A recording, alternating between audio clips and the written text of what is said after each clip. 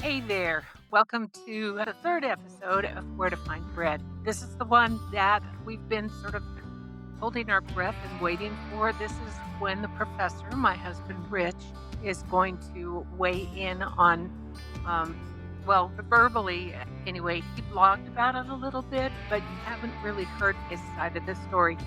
Anyway, before we get to that, let me do some housekeeping. This is Where to Find Bread. Our purpose is to help hungry people find hope, and particularly as it reflects on the issues of betrayal, of sexual addiction, intimacy, anorexia, and all of those things that can so impact a marriage and a relationship. We are just here to tell you our story and to point the way to some resources that you can look to for help. So this is my husband, Rich. Rich, say hi. Hello there. Yeah, he has not been looking forward to this one, let me tell you, but he's going to do fine. I will say once more before we get started that a lot of the things that I told you in the last episode, where we talked about 44 years of a slow motion train wreck, they were pretty sobering. They were pretty, he was a pretty nasty guy. And you probably got a pretty terrible impression of the man that he was. But I am here to say that we have been through therapy. We will probably be in therapy for a good long time, and that we are in recovery together. We didn't know if we were going to make it, did we? Did you think we were going to Well, make it? there were times that we were doubtful. Yes. Yes. And so we are so far so good, but we did buy new wedding rings. We have recommitted to each other, and I fully expect that he will be my husband until the day that one of us dies, and hopefully that won't be because I have to kill him, right? Hopefully not. No. Yeah, so anyway, thank you for joining us. We are going to do this in an interview format so that we can just kind of hear from Rich firsthand what his life was like. You heard from me all of my issues, both growing up and then after we got married, but you haven't heard really what Rich's were. And so, Rich, where do you want to start? At the beginning, maybe? Yeah. So I grew up in Southern California. My parents were fairly well off. My dad was a general contractor. We lived in very nice homes. My dad had a boat. He had a plane. Life was good for like the first 5 years, and Wait, then let me ask you, do you remember feeling emotionally close to them? Do you remember being held and loved and all of that kind of thing? well, during those first, I'd say, first 5 years, as much as I can recall, I do feel like I was attended to. Life, I thought, was pretty darn good, but it unfortunately came to a kind of a crashing end when my dad decided that he no longer wanted to stay with us as a family and that he wanted to separate from my mom. How And did that that was, feel? What kind well, of effect did it that was, have on you? yeah, it was crushing. Like I said, I was only 5, 6 years old, as I remember. And it had a great impact. I had a younger sister, and it was just the two of us that were trying to figure out what was going on with our parents. But the ultimate, what happened is my dad and mom got a divorce, and So my you dad, went, excuse me, you went from a life of probably having just about anything you wanted. You lived on Balboa Island at one point, which is a very affluent area in Southern California. Was your mom able to continue raising you in a place like that? well, we moved around a lot. That was after they divorced. We were living in Newport Beach, and then that's when we moved to Balboa Island. And my mom was trying to find jobs to support us, and I don't know as far as what kind of support we were getting from my dad. That I was just too young to know what was going on with that. But I know it was a rocky time for my mom, and basically, I was pretty much on my own, and I was searching out my own direction, my own path, and unfortunately, I didn't choose a lot of good paths during that time period. I got connected with friends that, basically, we did a lot of devious things to people's property, and we also I What does at that that mean? Devious things. What give well me some examples. So we would catch fish and then let them rot and then leave them on people's doorsteps. And we would light trash cans on fire in the middle of the alleys. And it was just a very wild period of time for me.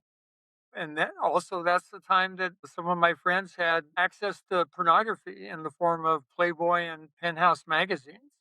And that's how my introduction was to pornography, is during that time period. So let me ask you this. So um you weren't getting a lot of supervision. You were acting out in terms of doing things that were would be considered a kind of a tough youth kind of thing. And then what was it about pornography? Was it an escape? Was it just kind of fun that you did? What was the draw? It was definitely an escape. There's no question about that, because that's when I started to really get interested in the girls, and my curiosity really peaked. And it was just a combination of things, accessibility to it, but also having friends that wanted to do the same things. How old were And you? at that time, I was in sixth grade. So I would have been 10, 11, probably right around that age. And that pattern really extended from Balboa Island. We moved back to Newport, and my behaviors really didn't change much. The people that I came in contact with pretty much were in the same situation, and it continued that way up until the time that then we moved yet another time. My mom was always in search for work, and so we moved again to Costa Mesa, which is close to Newport Beach, and continued the exploration with girls my own age and younger. Pornography was still in the background. It was definitely a driving force. The things that I recall back then is, again, a lack of supervision, and I was just pretty much on my own. Let me ask you a question about your relationship with your mother.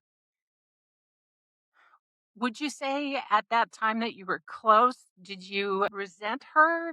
Did you were a lot of women will try to make their sons into their little men. I mean, what was that relationship like? Well, during the time that my mom and dad were getting a divorce, my mom leaned pretty heavily on me for support, and trying to tell me what she was feeling.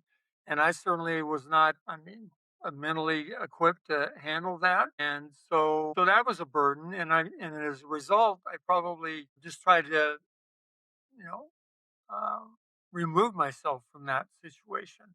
And then that's how where the acting out came out, and the things I did with my friends. And that pretty much continued all the way up until I was in eighth grade. And then we moved one more time.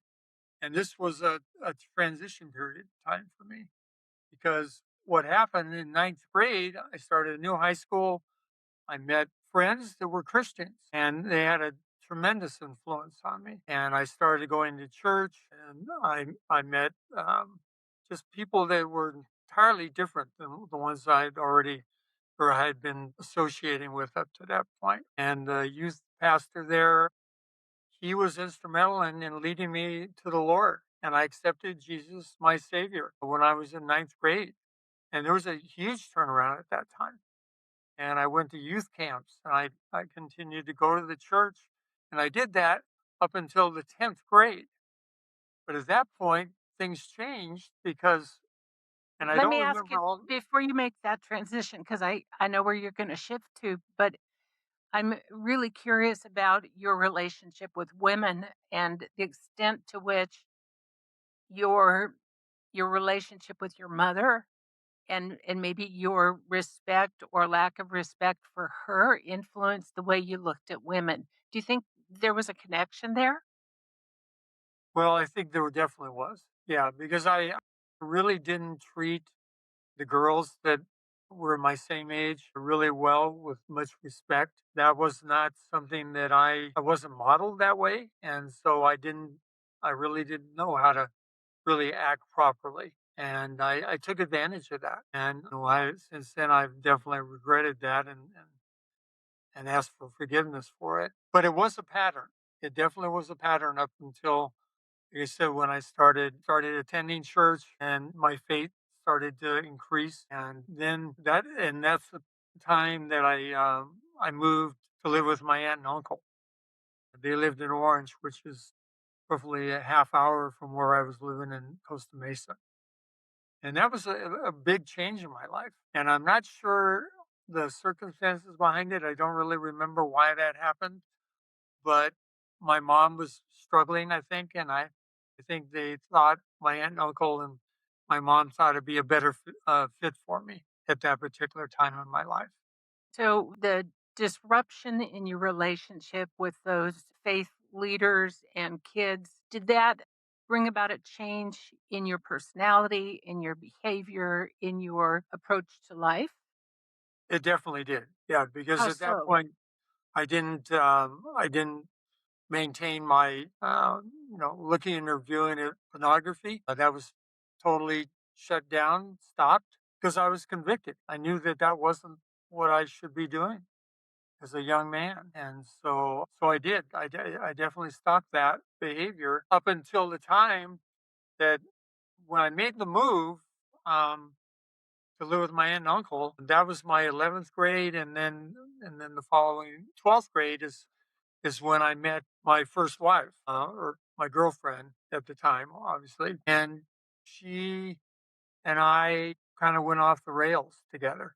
She didn't really have much support from her family either, and together it was not a good combination.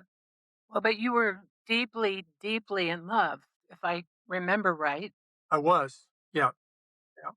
It was really one So of my is it from what it has appeared to me throughout the years is that all of that past with women was erased when you met her, that you felt that she was somebody you could trust and you could respect and you right. could love. Yes, Yeah. So yeah. what happened? Well, we continued our relationship. It went from just being platonic, I guess the way you would say, to more of a sexual relationship. And we basically were very experimental with each other, and that relationship continued up until the time that I graduated. And then I went for a short period of time from living in Orange County after I had graduated to live with my dad and his wife. And that was a kind of a reunion of sorts, but it wasn't a good reunion because my stepmother basically resented me and pretty much drove a wedge between my dad and me. So I only lasted there for 6 weeks. That Uh, must have been crushing to you after all those years.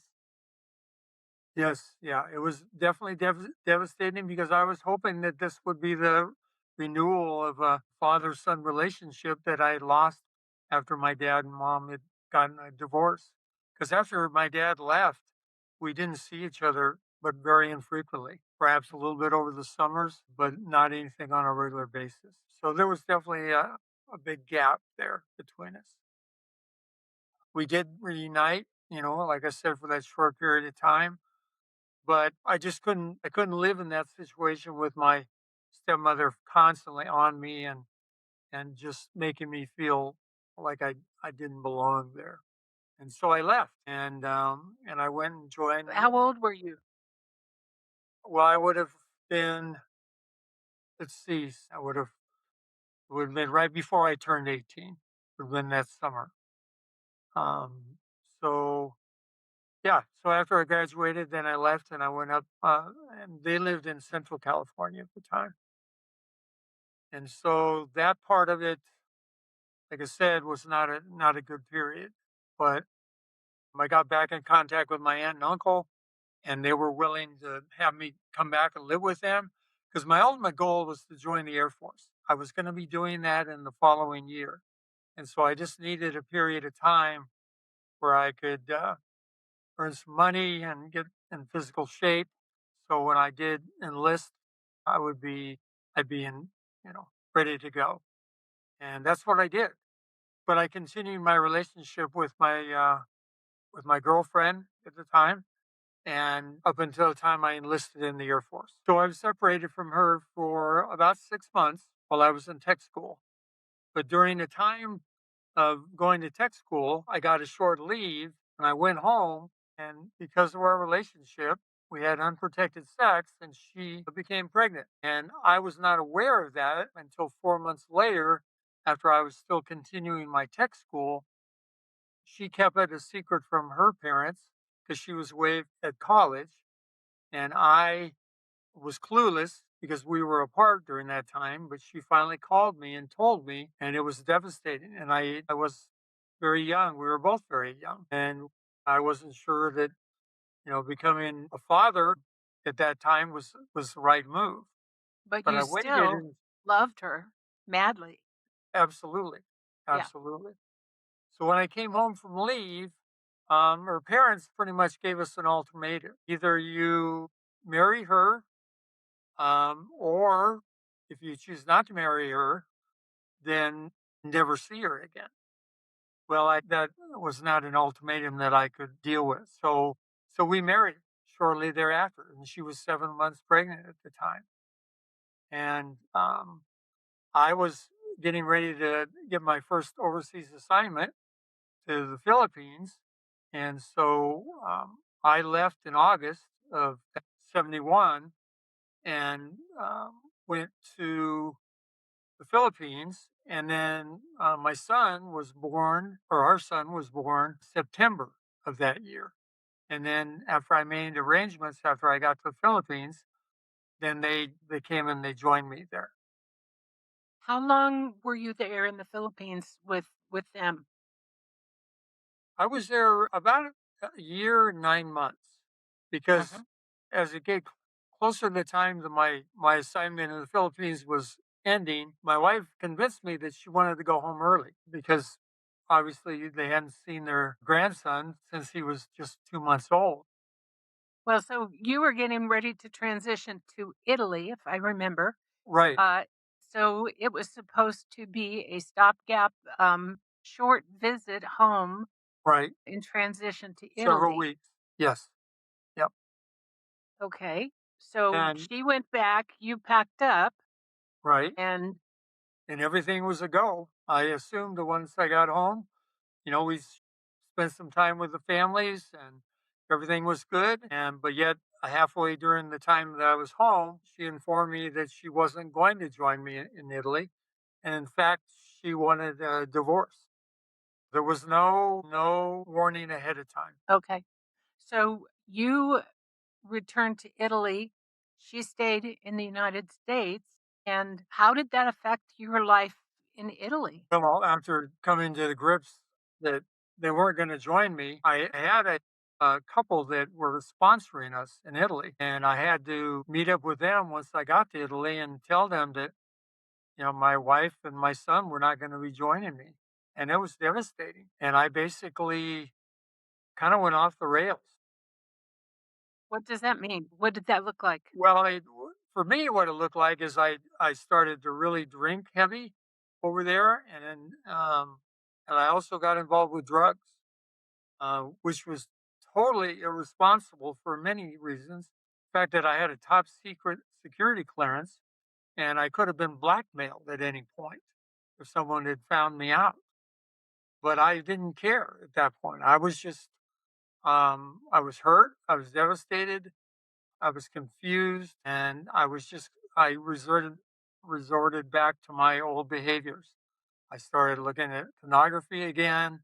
I started dating women, having unprotected sex. It was just basically a free for all the whole time I was in Italy. And I had Let me ask you several, this. What did that do? I mean, you went from a place of not respecting women before you met your wife to thinking that maybe she was one who you could trust to learning that you couldn't. What did that do to your head as far as trusting women again? Well, it made it very hard to because I, I put all my faith in my first marriage and believing that it was going to be a long haul. And yeah, it definitely shook my faith in women. And because of that, that's the attitude that I took in my relationships from that point forward. And I pretty much made a vow that I was not going to be put in that position again. But I think it's important too that you acknowledge that even though you loved her madly and you had a lot of hope that she was different, that you continued to treat her in ways that were not always respectful. Is that, I mean, how did you change your treatment of her as a woman when you were married?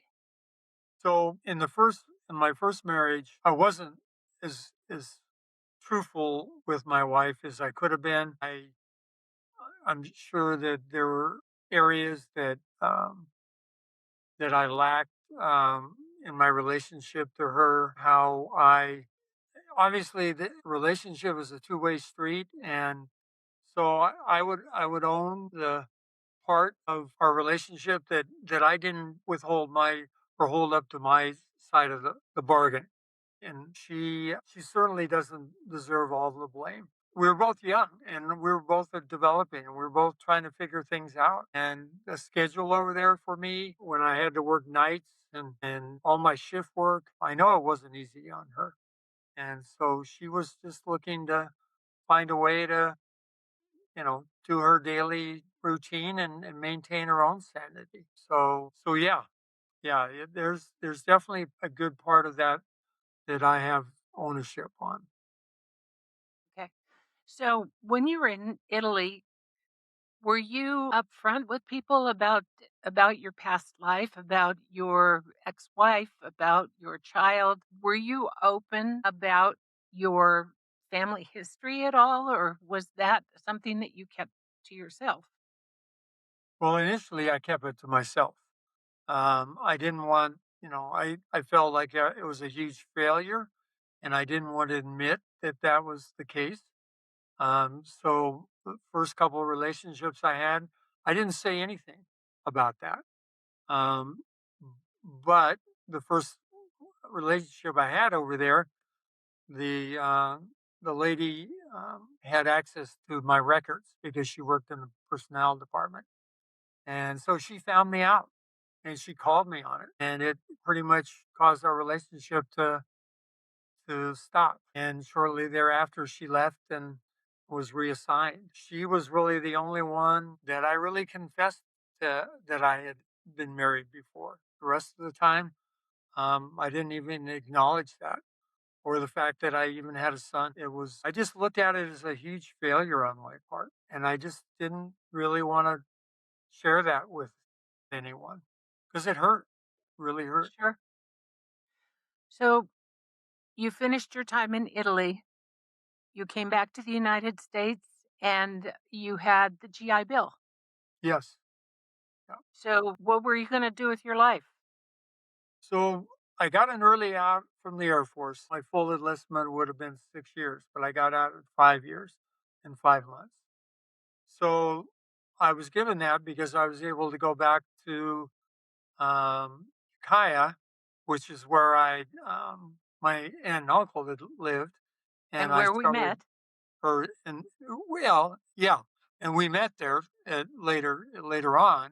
We didn't know that at the time, obviously, but I started going to Mendocino College. I took all the classes that I needed. I pretty much started from scratch. I took a few classes when I was in Italy, but not a lot. But I knew I really wanted to get a degree of some sort, but I wasn't really sure what that was going to be. And I met a good friend while I was going to the college there, and his dad had a falling contracting business out in the woods. And so he hired me, and I started working out in the woods. And that kind of gave me the direction of, well, maybe this might be a good occupation, a good career. And so I started to take classes toward that goal. But I needed that AA degree before I could transfer to a 4-year university. And that's what I did. I accomplished my AA degree there in Ukiah. And then in the fall of 78, I transferred to Humboldt State in our You were an older student, right? Did you find that women were particularly interested in you as an older student? I mean, I say older, you were what, in your mid-20s by then, early mid-20s? approaching 20s. Yeah. Yeah. Yeah, there was some attraction in that area. Mhm. I did, I met a couple ladies, and again, I went to started to go back to church when I had gone back from there. So my church journey had kind of gone up and down, and been influenced by not the best behavior and the best treatment of women. And but at that time, then I started to date one of the women that was in the church. We had a pretty our relationship was not godly. This is where I want to kind of weave the beginning of our narrative together Okay. because in my story that we heard last week, I grew up in the same town where you now found yourself. And I had gotten to a point where I had made a bargain with God. And I did not want to go back to that same church. I never had met you at that point, but I did not want to go back to that same church because I equated going to church with religion, not with a relationship. And so I had made a series of bargains, and my last bargain with God on my night of desperation when I was crying out was, okay, I'll do things your way, but last bargain, I have to have somebody to go back to church with. So send me someone who has a similar background as I do that I can walk back in that door with. And so I just want to make the point as we're talking here.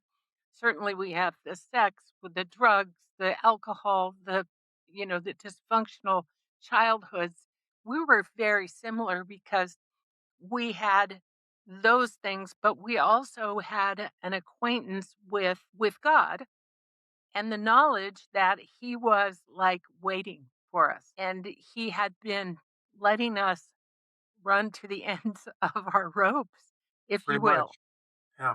Did you feel that you were at the end of your rope? Did you have that sense that you might be, or did you were just running it out? You didn't care. I was still running it out and didn't care. Yeah, I was still pretty much out there doing whatever I felt like I wanted to do, and didn't really feel accountable to anyone. Interesting, because I really had this sense that this was my last chance. This was I think everybody has a time when they're held accountable and when they're given the final chance to make the decision. And I knew that was my chance and that you were the product of my final bargain with God. Imperfect though you may have been and turned out to be, that you were mine. So anyway, that's woven together, but let's keep going. Let's talk about how did you meet me? Well, after Humboldt, I went for several quarters, and then I took a break and came back to Ukiah, worked, tried to save up some money. Then went back up to Humboldt for another couple quarters, and then came back down and took another break. And then that's when you and I met. Well, Is so there yet? we had a mutual friend. I'm going to jump in here, and because we were on the same women's pool team, we weren't doing synchronized swimming. This was in a bar. We were playing billiards, and I was the captain, and she was on my pool team. And she said, you really need to meet this guy. And all these things that he never told anybody, she told me. I knew he had a kid. I knew he'd been married. I knew his whole history. because she was good friends with his aunt. And so he was clueless, but she said to me, I know you're going to like each other because you both use big words. And so she invited me over for dinner one night, and I remember because I had a really nice Z sports car, and Rich was sitting out on her front porch, and he has always been able to tan really well, and he was recovering from being in the military by being very rebellious. He had a helmet of hair. He had a beard that went down as long as his hair, and he was just hair and swarthiness, his whole body, and he was wearing short shorts and I think a striped tank top. And I looked at him and I thought, oh my gosh, what a good looking guy. And I think he looked at me driving up and he said, oh my gosh, what a nice looking car. I digress, but I think that's actually a pretty good story about our meeting the first time we saw each other. Absolutely. That's exactly what it was. And I think we hit it off pretty well right out the gate. We started dating. We enjoyed the same things. We like to play pool. We like to drink wine. If I remember right, we like to smoke and party pretty hard. So we had a lot of things that we enjoyed doing together. And I that summer it was pretty much you and I just spent most of our time together, if I remember right. Yeah. Come I that think though, fall, I then it think was from my point of view, the way that I saw it, we weren't dating romantically. You were dating me platonically. We hung out with the same group of people. We all went to the same places. We did the same things, and everybody else was in couples. And so I think it was just kind of natural for us to flock together because, I mean, everybody needs somebody to dance with, right? I I was operating under the belief I knew that you were for me. You did not know that for 3 years. And at the end of that summer, you went back up to college where you continued your relationships with other women. As I was faithful, faithful, faithful to you, I waited for your once a week cards in the mailbox. I waited for your every 5 weeks visits when you came down and I cooked you home cooked meals and sent you back with all kinds of stuff. But it really was platonic on your side, wasn't it? well, I think I remember right. I mean, we didn't remain platonic. We progressed in our relationship. We like normal couples would do. We got heavier and toward We had sex. well, yeah. Yeah, we did. We did. And then we continued to have sex. Yeah. And so it was yeah, our relationship definitely progressed in that area. I don't remember as far as when I had other relationships, I think they were before you when I was up at Humboldt. I don't recall having a other relationship with anyone else other than you once you and I had met. I was That's good never to know. yeah, I was never unfaithful to you during that time period. No, it was all prior to meeting you. Unless you count in your head. Because Well, during this time, were you still involved with fantasy pornography? I right. mean, so in that sense, I think I would not make the distinction between flesh and blood and what goes on up here because, I mean, do you? Do you think there's a difference? No, no. I mean, it's very biblical that if you think it, you're basically you're doing it. So you're right in that regard. I mean, I was fooling myself. Obviously, I was thinking that, well, I'm not having physical contact, so everything's okay. But I did a lot of justification like that. Hmm. If I'm not physically, engaging with another person, then then I'm not really hurting anyone. And I've come to learn that that's totally wrong and not acceptable. Well, I think this is probably a good time too to talk about uh, our definition of betrayal because I've written about it, but I haven't really ever defined it, preferring to let you do that. And so the one thing that I do want to share is that I believe that you have never been intimate with another physical person in our entire relationship.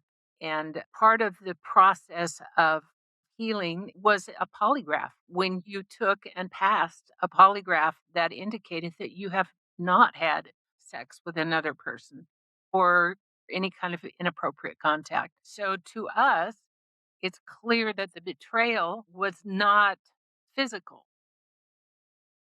Why do we call it betrayal then? Well, because whatever I was doing for my own pleasure, for my own self centeredness, took away the intimacy that you and I should have been sharing all these years. And it was a selfish indulgence on my part. I was fully blown into what I'd started at a very early age and at times tried to get, but the analogy is that it's like riding a dragon. And once you get attached to that dragon, the dragon gets attached to you, you can't shake it, not on your own. It's only through the Lord's help that that will ever come about. And I've found that out through recovery. But unfortunately, all of those interactions, all those things that I had done in my youth, leading up to the time that you and I met, influenced greatly my impact, my relationship with you, how I treated you unjustly for so many years, and withdrew from you and treated you with disrespect, and that was totally wrong. And it was something that just continued on and on and on. I didn't give you support when you needed it. With you were dealing with issues with your work, dealing with family members. There was so many areas that I did not step up and support you in. Well, I really appreciate that. And we're kind of getting ahead of ourselves, but I did want to, I kind of dangled that out for folks, telling them that we were going to give them the definition of what your betrayal actually was. I think that when you use the term sex addiction and intimacy anorexia, people have perhaps the perception that that means, a pedophile or some heinous thing. And certainly those are sex addictions. But Yes. there are, just as when you say religions, there are wide variety of types of religions. There are a wide variety of types of sex addicts. And certainly, my participation in small groups has shown me that, while this one's husband is going in for lap dances and, going to see prostitutes and stuff like that, that's not what we were dealing with. But it didn't make it any less hurtful or any less wrong for our relationship just because those weren't the ways that you acted out. That's Makes sense? absolutely true. Yeah. Yeah. Okay. Betrayal definitely comes in multiple forms. I have found that out since I've started my recovery process, and you're absolutely correct. Again, I'm going to go back to the reference of the dragon. He grabs us in so many different areas, and it's not a ride that I would wish for anyone. It's not what you want to do. Um, I've certainly found that out. So we're kind of going long on this, but I think it's important that we'll go however long it takes. But I think I gave a lot of details about our marriage, and certainly people can remember the description of the anger and all of those things that surfaced as you discovered that I was not what you thought that I would be, just as you were not what I thought that you would be. And so I think we can really focus on number one, how it felt to you to find yourself in another marriage that, first of all, you thought I was going to be manageable. You thought that based on the things you learned from your first marriage, you were not going to have to deal with those things again. And number two, you thought that uh, you were not going to be asked to do any of the things that you had tried to do before and failed at. So, what did that feel like knowing that you didn't want to have another divorce and you didn't want to fail again, but you were trapped? And I tried to justify a lot of things as far as how I reacted in certain ways. I had a lot of anger issues. I would lash out for no apparent reason. I was very controlling in my first relationship, and it carried over into our relationship. There's many aspects or characteristics of a intimate anorexic, and I What displayed pretty first? much all of So, them. what is that intimacy anorexia? I haven't defined So that it's yet. they define it by basically characteristics that impact your relationship with your spouse or your significant other. So it could be anger, it can be being silent, it can be So it's putting up basically walls withholding emotional or sexual or physical or spiritual. aspects, Right, spiritual, from your spouse. right. What's the end goal with that? To punish them, or why do you do it? Wow, that's that is a good question.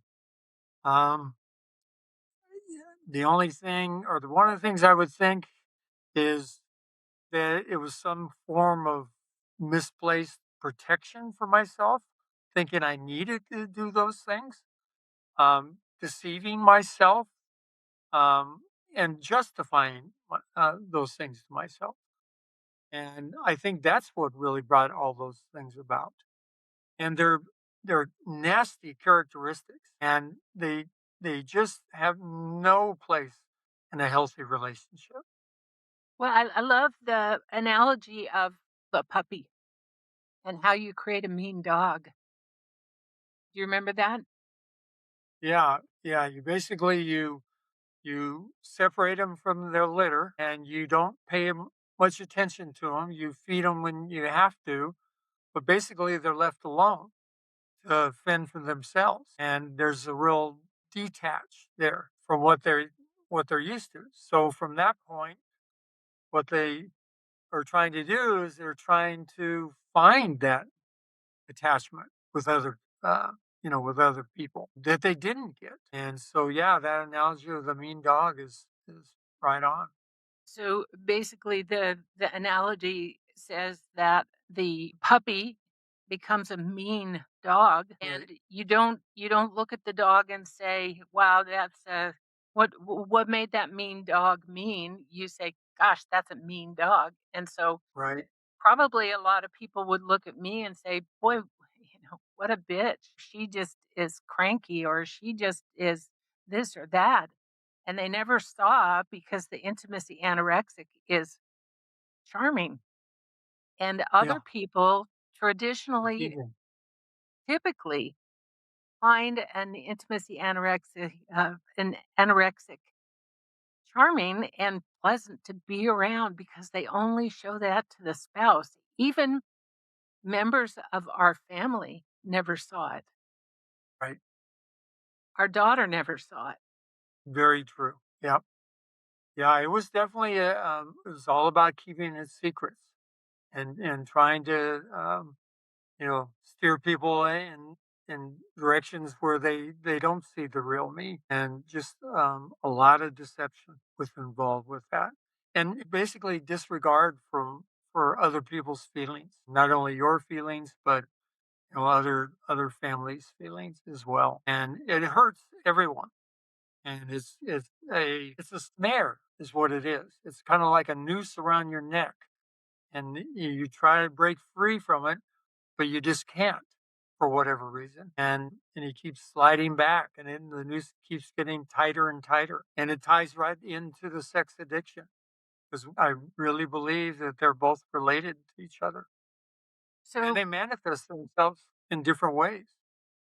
people talk about alcoholics and how it starts out where you're having fun with your friends and you just enjoy it, or drugs or any kind of addiction. But as the compulsion to have to satisfy the addiction gets stronger and stronger, you notice, or a meth addict, they lose the teeth, they get the bad complexion, they're nervous and twitchy and they have to get it fixed. And it's progressive.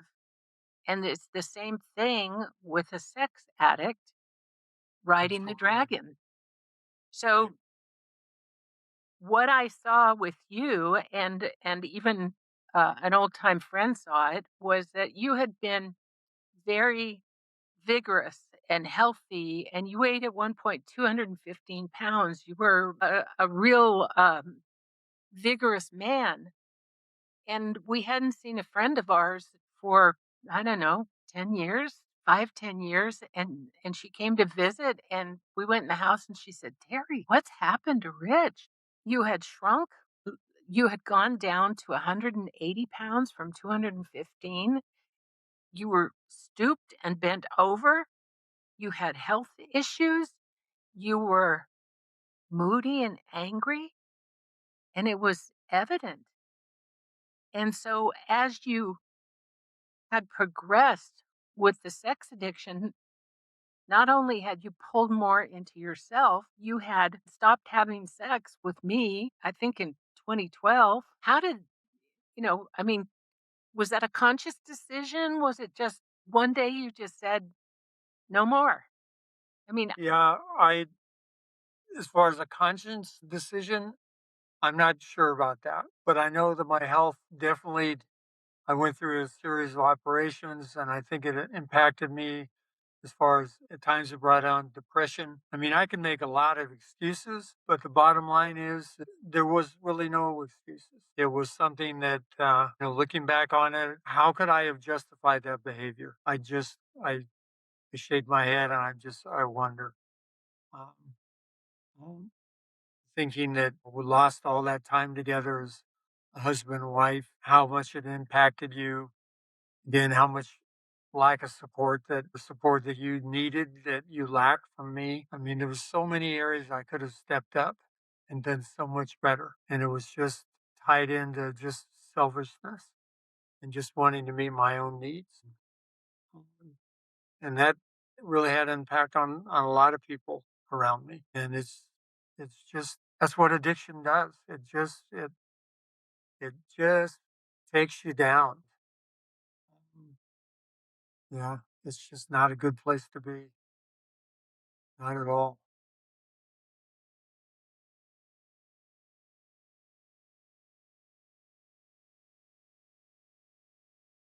so we got married in 1982. Right. And um, I, I always knew that there was something off.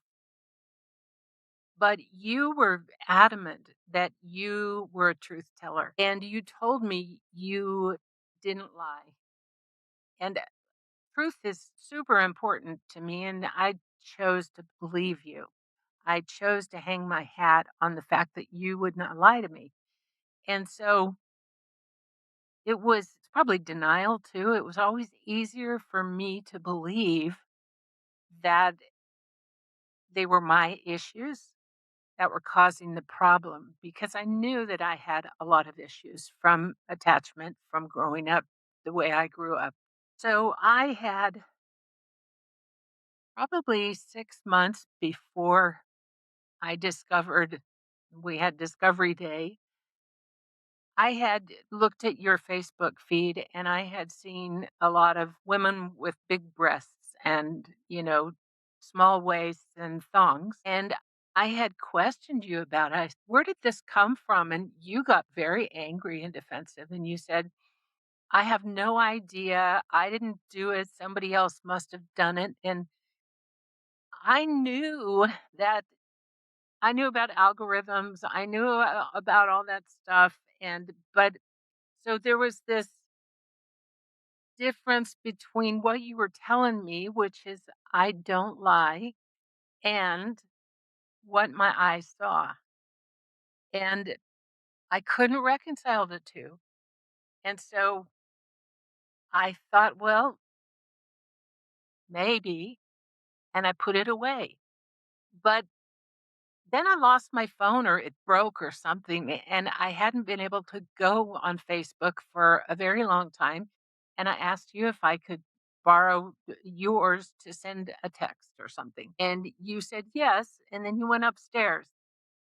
And I can only imagine the terror that must have been going through your head as you walked away from your phone because I wasn't checking up on you. I thought, I haven't seen what any of my friends are doing for a long time. So I think I'll go on Facebook and just kind of check up on them and see what's going on. Well, I looked at the Facebook and immediately 10 times more semi-naked women were on the feed, and this time they were young women. They weren't children, but they were young women, and I became very angry because I realized this was not a mistake. This was an algorithm that had identified a preference that had been serving up repeat content based on your past likes. And I remember you came down the stairs and I said, "What is this?" And you said, "I have a sex addiction." You must have been scared to death to come down those stairs because Yeah. this was Yeah. your lifelong secret. And I knew at some point that that was going to happen. And again, just trying to fool myself, thinking, well, I'll just, same old. And yeah, it was because of your phone being broken and you had to have it fixed. And so you were without it for a couple of days. And we were trying to sell our house. And so you were trying to stay in contact with our realtor. And That was it. that's how it came about. But yeah, I was in full blown sex addiction prior to that. And yeah, it definitely, again, I'll take it back to that noose around my neck. It was very tight. And I don't know what I was thinking because eventually I knew that that would be found out and I would be found out. And because of that, that started the discovery process and then eventually into the recovery process. But it was long overdue and it needed to be done. And the Lord, for whatever reason, that was the time for it. Well, next week, I'm going to be talking to a counselor, sex addiction counselor, who will describe a little bit of the process that the recovery goes through. Actually, I want to congratulate you because you have really done a lot of hard work, and I don't want to make it sound like I just, said, "Oh, that's okay, honey. It's all right. I forgive you," because as you well remember, I was really pissed off at you for probably a good 9 months. You could not do anything right, and justifiably so. Um, but what I would hope right now, I think there are probably men listening who are maybe still riding the dragon, and they're sick and tired. I mean, first of all, you were sick. You had been to the doctor multiple times for throat problems. You thought you had cancer. You had lost a significant amount of weight. You were continuing to drop weight. This addiction was destroying you physically, emotionally, spiritually, in every way. So talk to that guy out there. Talk to that guy who is sick and tired and wants free. Yeah. Um, it's an area that so many of us struggle with. And for whatever reason, it could be trauma based, it could be from a multitude of different reasons. But the bottom line is you need to really break free from that dragon that's bringing you down because it impacts so many people, especially if you're married, your spouse, but it affects uh, people that are in the industry. It promotes, things that should not be promoted. It impacts your family. It just is so wide range. And there is ways to get out of it. You just need to know that, and I believe my faith has told me that it's the Lord that's helping me through this road to recovery. From the time that I made my full disclosure uh, to Terry and to my therapist and her coach, it's been one day at a time. But you can do it. You can do it. You need to get connected with a small group of men who are struggling with that dragon as well, and learn how to from them and get support from them and share with them and be open with them and walk that recovery journey together. Lift them up with phone calls and texts in between meetings. Meetings are so important. I've gained so much insight into not only the dragon itself, but how our mind comes into play and how the dopamine hits when we get that rush from looking at pornography. There's a multitude of things out there and that are available to you, resources. So I would encourage you, don't give up. You can break free from this, but it's not going to be easy. There's nothing easy about it, and it shouldn't be easy. Because if you're like me, you've been deceptive for so many years and you can't expect a quick fix. It's just one day at a time and make that commitment. Commitment to change. That's one of the things involved with our meetings. Each week we make a commitment to change. And that's your ultimate commitment to change is to break free from this addiction that you're under and know that there's people out there who can support you with that. Well, I think what you said is so important, and I think too that, there are a range of different solutions to where you find yourself now. Some people stay together. We did.